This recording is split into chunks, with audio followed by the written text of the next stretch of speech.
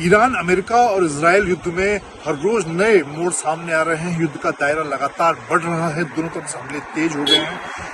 इन चीजों को समझने के लिए मेरे साथ वायुसेना के पूर्व प्रवक्ता और फाइटर पायलट ग्रुप कैप्टन अनुपम बनर्जी हैं। आपसे जानना चाहूंगा, जो भारत के संदर्भ में आप देखें तो ईरान के हमले में कहें या फिर फ्रेंडली फाइट में कहें, यूएस के 3 से 4 F-15 फाइटर गिरे हैं, उनको उसको कैसे देखते हैं?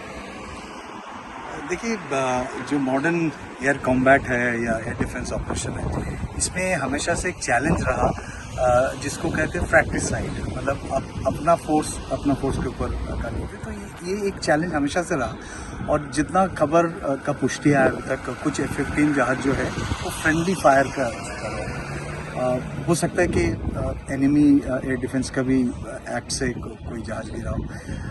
कभी भी जब भी कोई ऑफेंसिव ऑपरेशन होता है तो एयरक्राफ्ट लॉसेस एक पार्ट होता है उसका, क्योंकि जब आप किसी पे हमला करते वो भी जाहिर है हमला करेगा।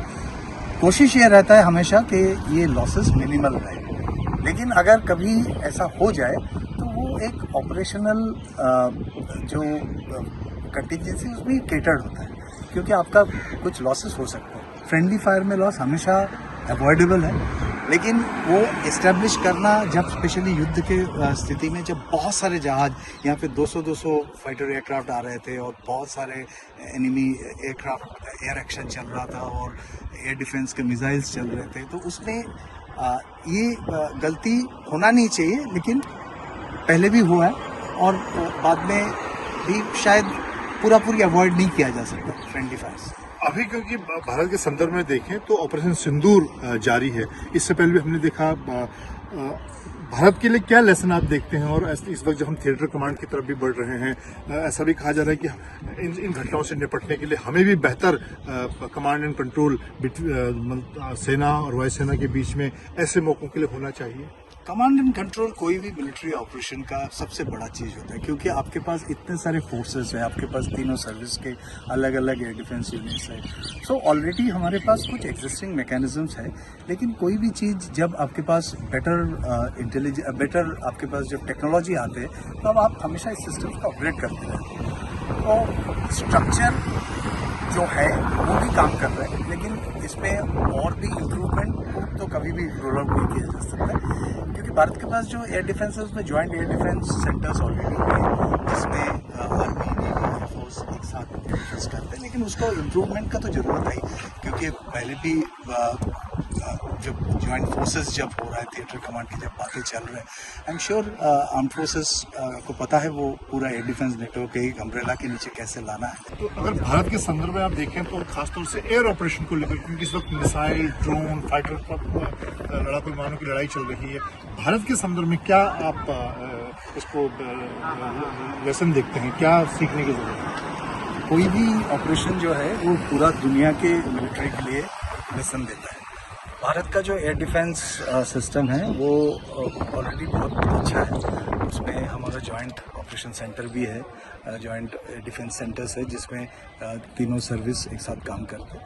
लेकिन कोई भी सिस्टम फुल प्रूफ तो नहीं होता, इम्प्रूवमेंट हमेशा होते रहते हैं। तो जब भी कोई कहीं पे भी कोई कॉन्फ्लिक्ट होता है, हम उससे लेसन लेते हैं और देखते हैं कि क्या वो स्थिति हमारे देश के लिए भी हो सकता है। अगर वो हो सकता है तो आप उससे लेसन लेकर उसका इम्प्रूव करते हैं। तो एक कंटिन्यूअस प्रोसेस है जो हमेशा से होता रहा, और आगे हमारे ऑलरेडी बहुत सारे इंटीग्रेशन की चीज़ें प्लान्ड है। आई एम श्योर इतनी बड़ी ऑपरेशन, इसका जो लेसन्स है, इवन यूक्रेन वॉर का जो लेसन है, ये सब लिया जाएगा और उसको इम्प्लीमेंट किया जाएगा। ये कंटिन्यूअस प्रोसेस है और होता रहता है। एक आखिरी सवाल, क्योंकि वॉर का दायरा लगातार बढ़ता जा रहा है, एक जो घटनाक्रम हुआ जिसमें एक ईरान के शिप को हमारे समुद्री सीमा के आसपास उसको अमेरिका ने निशाना बनाया, इस घटनाक्रम को कैसे आप देखते हैं?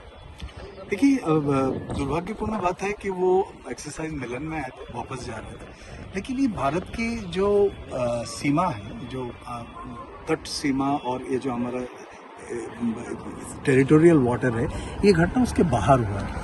तो इसमें दुख की बात है, होना नहीं चाहिए था, क्योंकि एक्सरसाइज मिलन एक बड़ा एक्सरसाइज था।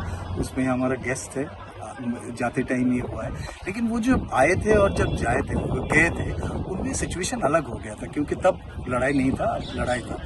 आई एम श्योर उन्होंने अपना जो अपनाए थे, जो भी उनका डिफेंस का रणनीति है, दुर्भाग्यपूर्ण बात है, लेकिन ये भारत की सीमा के पास हुआ है, लेकिन भारत की सीमा के अंदर नहीं हुआ है। तो इसमें भारत की मुझे कोई डायरेक्ट इम्प्लीकेशन तो नजर नहीं आ रहा। लड़ाई जो दायरा बढ़ते जा रहा है वो बहुत इंपॉर्टेंट चीज़ है। इसमें पूरा एरिया का जो एक स्टेबिलिटी है उसको खराब हो रहा है, जल्दी खत्म होनी चाहिए, सभी ये उम्मीद करते हैं। और ये जो इतनी बड़ी एक शिफ्ट, इतने सारे लाइफ लॉसेस है, ये तो डेफिनेटली थोड़ा बहुत एस्केलेशन तो लाएगा ही। तो हम उम्मीद करते हैं ये बहुत ही जल्दी खत्म हो। बहुत धन्यवाद।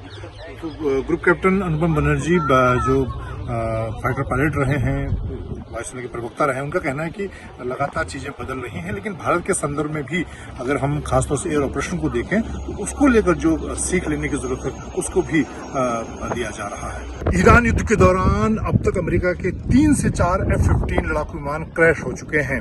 युद्ध का दायरा लगातार बढ़ रहा है और ऐसे में भारत की तीनों सेनाएं भी बदलते हालात में अपनी तैयारियों को चाक चौबंद कर रही हैं। खासतौर से एयर डिफेंस के मामले में joint command and control centre की दिशा में काम किया जा रहा है। तीनों सेनाओं के लिए ज्वाइंट SOP की बात की जा रही है। जिस तरह से ड्रोन और मिसाइल के हमले लगातार हो रहे हैं और ऑपरेशन सिंदूर इस वक्त जारी है, देश और दुनिया में बदलते युद्ध के हालात को देखते हुए भारत की तीनों सेनाएं भी इस पूरे घटनाक्रम से अपनी तैयारियों को मजबूत करने की दिशा में काम कर रही हैं।